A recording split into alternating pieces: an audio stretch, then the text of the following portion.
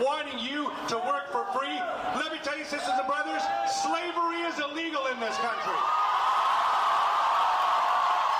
The NDP might very well be making a comeback right now. Joe Rogan is also going off about the forest fires and the hiking bans affecting Eastern Canada. And those may make a lot more sense to you once we dig apart and pick through all of these other little tidbits of information we have found. Mark Carney got ambushed by reporters today, and he has really bitten off more than he can chew because he was completely stunned and had no idea how to respond to their questions. I'm Jasmine Lane. Subscribe, like, follow, comment your thoughts down below, and share this video. While all other world leaders, G7 world leaders, so many of them were in Washington meeting with Donald Trump today to discuss the war in Ukraine with Zelensky, Mark Carney was meeting with Doug Ford, where they were giving advice to Pierre Poilievre about the Battle River Crowfoot by-election today.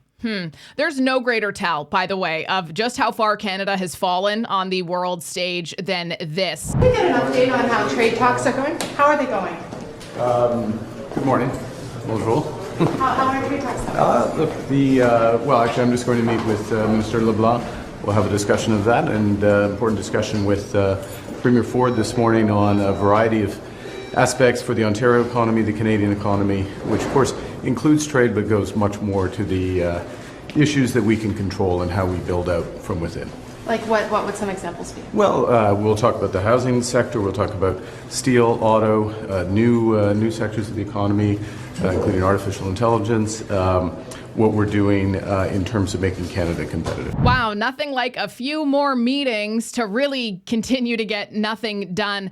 I am actually starting to grow quite tired of this whole strong economy claim, because the reality is, and you can fact check this, that the Liberals and Carney will boast about GDP growth, will boast about, oh, we're going to be an economic superpower. But our real growth economically comes from real estate, and it's immigration driven, not productivity driven. Of course, real estate isn't the whole sum, but it's a very significant portion of it. The real economy is actually quite hollowed out. We don't have a manufacturing revival. We don't have forestry. We even really have tech that's becoming important in Canada. Rather, people involved in tech are fleeing, usually to the United States right now. So Canada isn't booming. It's essentially addicted to importing more people and then creating more housing and then somehow saying, oh yeah, we're going to have a great economy. Well, that doesn't make any sense though, because their policies deliberately flood demand without building any supply. I actually came across this, which I thought was really fascinating, from an article originally published by the Bureau, that's Sam Cooper, with the mayor of Port Coquitlam. It reads, Canada's real estate economy, fueled by mass immigration and offshore cash, is unsustainable, Mayor Brad West warns. But essentially what it said was that British Columbia is basically betting its entire economy on houses. $1 in $3 roughly made in the province comes from real estate, whether that's building, selling, or financing property. Old school industries, the things that actually make you grow, like forestry, mining, even tech, all of that has been shrinking. And the government has made decisions, made policies that pushed money into flipping land and condos versus making stuff that people can actually export. So in Metro Vancouver, and this just highlights how bad this is, like catastrophically bad, 4% of the land is left for businesses that actually produce things. So we're talking factories and exporters, and the rest of it is gobbled up by real estate, which means that there's fewer good paying jobs, obviously, that create value, obviously, and more jobs that would depend on the endless housing cycle. We know we need to create the conditions to attract new investments and create more jobs. We know we have to build. And folks, these are your numbers. These aren't my numbers. Direct foreign investment came in about a month ago for 2024. I know it was a whole different, game out there back in 2024. but each municipality contributed these numbers. I do have a hypothesis on this. We're going to get to that in a second. But first, I came across this on X that the city of Calgary and the federal Liberal government are going to be spending $75 million, taxpayer dollars, to house 266 residents. So if you do the math there, and this is to essentially renovate and reconstruct 606 4th Office Tower into housing. 15-story building, 166 rental units, 45 of them are designated as affordable. And by the way, the whole affordable housing thing is a total scam. It is. It has nothing to do with what somebody actually makes, what they can afford. It has nothing to do with whatever the average median income is, which is, depending on the province, anywhere from 50 to 60 grand a year. It has nothing to do with that. By the way, it's a government preset number that oftentimes is not affordable at all, actually.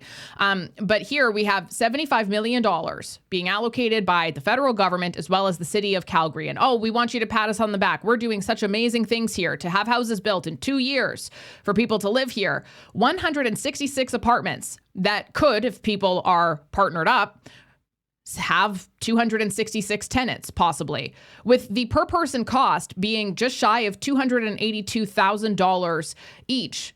That's not affordable housing at all. But of course, politicians, they love their ribbon cutting ceremonies, right? But let's really break that down because it is such a tiny impact for a huge cost. $75 million for 266 people.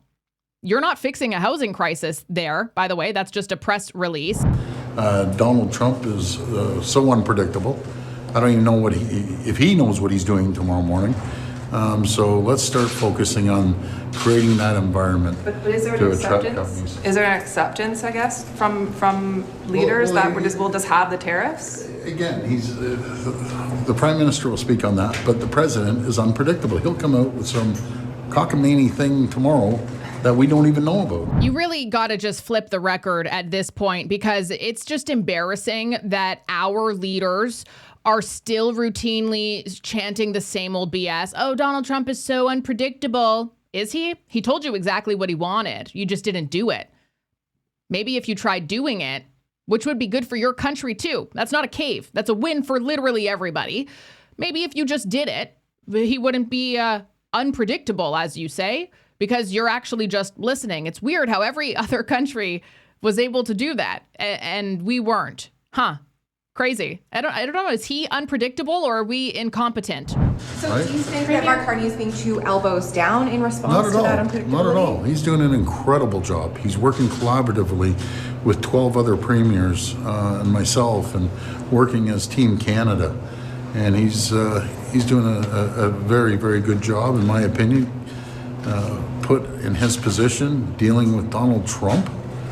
Let's stop worrying about Donald Trump. We'll start focusing on Ontario and Canada and all the other provinces and territories. Yeah, you're right. We should. In fact, we always should have. And it's really weird to have an entire campaign, you yourself, Doug Ford, smearing Donald Trump, blaming Donald Trump for the failures of yourself and of the federal government and other provincial leaders as well. It's not exclusive to Doug Ford, though he certainly hasn't helped in many cases. As I mentioned to the Prime Minister and the premiers before, we know President Trump's unpredictable. We have to find out what we need to do to make sure that we create the environment and the conditions for companies from around the world to continue investing in Canada. Yeah.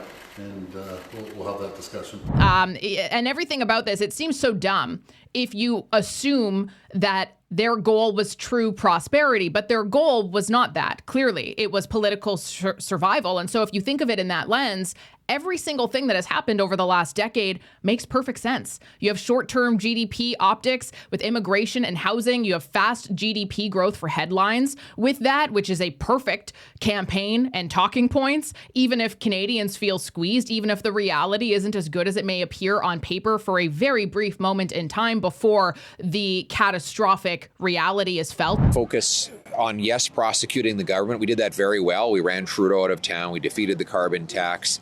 But I think we also have to make sure that people see the strong government in waiting that we are. We know what to do in government. We need to make sure people see that, both in me and in our caucus team. and that will be the approach we take as we go into the fall session and beyond. There are a lot of people who don't feel quite right after they got that shot back in the early 2020s, and it turns out that you're not just imagining it. Dr. Peter McCullough just put out new research showing heart inflammation that's hidden and doctors can sometimes miss, and in young and healthy people. The scary part of it all is that it can sneak up on you, showing up as sudden heart trouble while exercising or even in your sleep. And that is why the wellness company created their 3-in-1 Ultimate Spike Detox. It's made with natural ingredients to help your body clear spike proteins, bring down inflammation, and keep your heart strong. It's the exact formula Dr. McCullough uses himself and recommends, which says a lot considering that he risked his entire career to tell the truth about this stuff. So don't wait around for symptoms. Head to twc.health/Jasmine. You can use the code Jasmine, JASMIN, and you'll get 10% off. And this is available outside of the US as well. That's twc.health/Jasmine for 10% off. Get back to that pre-2020-ish feeling again. I feel sorry for Pierre Poilievre. Me too. Because the reality is Canada's done.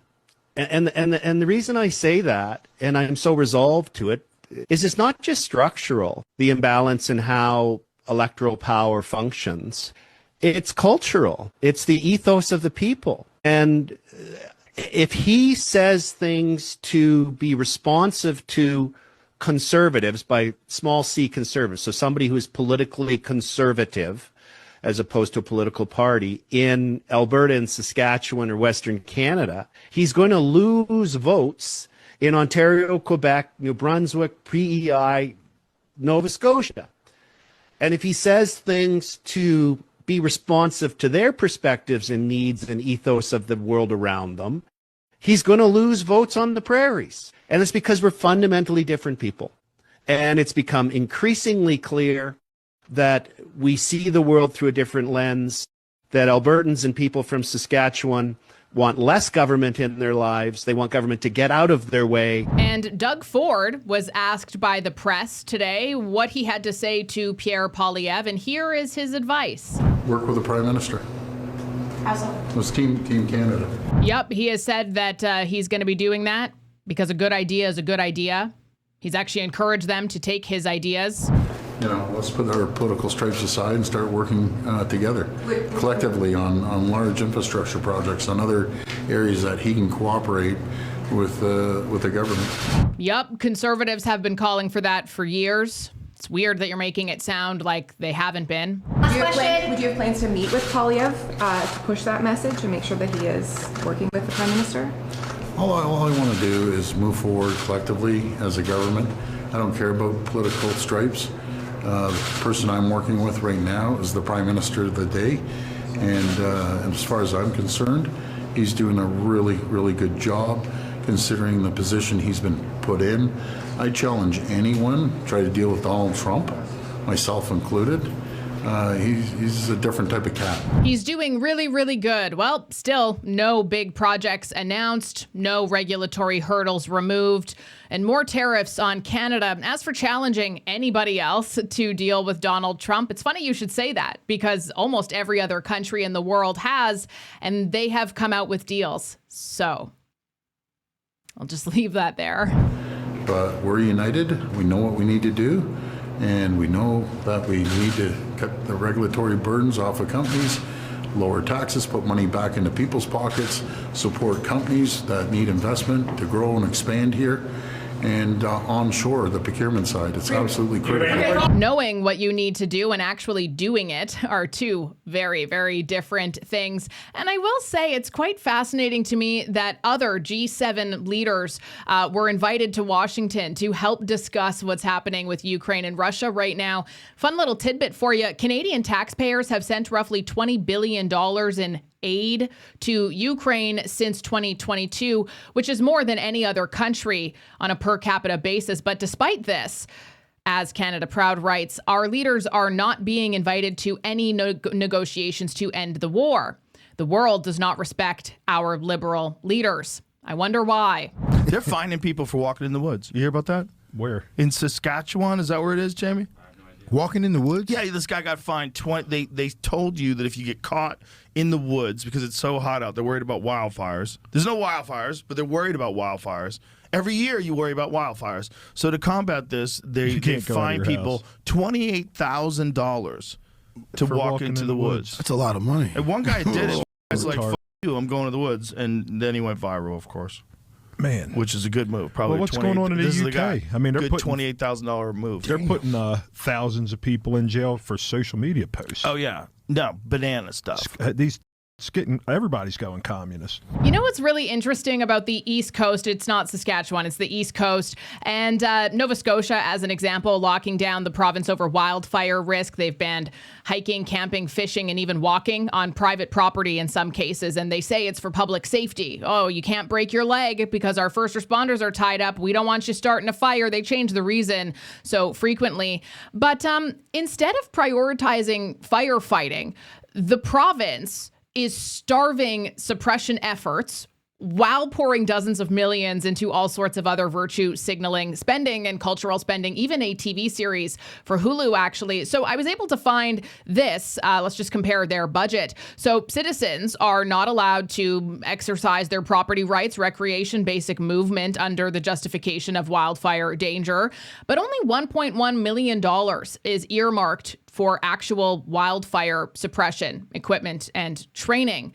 So that's pretty weird when you say it's this existential threat, right? I mean, they have $40.4 million on net zero housing, solar programs, and clean tech, $34 million in subsidies for the film industry, including $14 million for a Hulu TV show, $1.3 million for their Indigenous communities language strategy, and every single one of those dwarf the firefighting budget. So if wildfires are so dangerous that the government has to override property rights, penalize civilians, not trust them, not let them go out into the woods on their own precaution, but then why are they limiting firefighting resources? Actually, why are firefighting resources at the bottom of the list? It really seems like safety, the greater good of your province, its vast land, its beautiful sites, isn't the priority. Symbolism, virtue signaling, and vanity projects certainly are. The timing here is also just really weird that you would simultaneously put a ban on people from being in the woods and approve and allow for glyphosate to be sprayed in the area, which is, highly dry, highly flammable. Glyphosate is a herbicide that kills vegetation and would definitely leave behind significant amounts of dead plant matter, essentially adding more fuel to tinder dry forests. Glyphosate has also been linked in many studies to being potentially cancerous, which would explain why you wouldn't want people in the woods while you go and spray it. So it seems kind of weird, though, that these fires are just so very risky, but we can't have anybody in the woods because that's just going to be even more risky. And so we're going to go and spray something that is going to exacerbate the threat. And that's why we don't want you in the woods, because of you, though, not because of any of that stuff. Fascinating. And sir, anything to say to Air Canada union workers? I'll say the following. We recognize very much the critical role that flight attendants play in keeping Canadians and their families safe as they travel, comfortable as they travel. And it's important that they're compensated equitably at all times, fairly at all times. That's the reason why there have been negotiations over the course of the last 8 months. It is disappointing that those negotiations did not come to an agreement, and it was the judgment of both the union and the company that they were at an impasse. That's not my judgment, it's their judgment. And so we are in a situation where literally hundreds of thousands of Canadians and visitors to our country are being disrupted by this action. I urge both parties to resolve this as quickly as possible, and the minister will have more to say. Minister Hajdu will have more to say. And while flight attendants are still defying a federal back-to-work order, the Air Canada CEO has said that he hopes the airline will resume services tomorrow. despite all of that. The Canadian Union of Public Employees, CUPE, has not called off its strike, though, a move that Air Canada has called illegal. CUPE's president actually said on Monday, today, that if it means folks like me going to jail, then so be it. These rights have to mean something. And the company has asked travelers not to go to the airports unless they have a ticket with another airline. I mean, as of 1 p.m. Eastern Time today, CUPE has said that they will be continuing to strike, no matter what, that they will not be returning to the skies. Doesn't matter what it is that the CEO of Air Canada says that they want. This is obviously a very complex issue. There's a lot of details to it, and we will break it down as more information starts coming in. I did want to highlight one interesting thing, though. Mark Carney definitely gave the NDP a little platter of gold with this one, because it looks like the NDP might very well have utilized this for a bounce back. Customer service agents, the ground crew, everybody gave concessions to this company when they needed it. You signed 10-year collective agreements, unheard of in the industry. You rolled back your wages.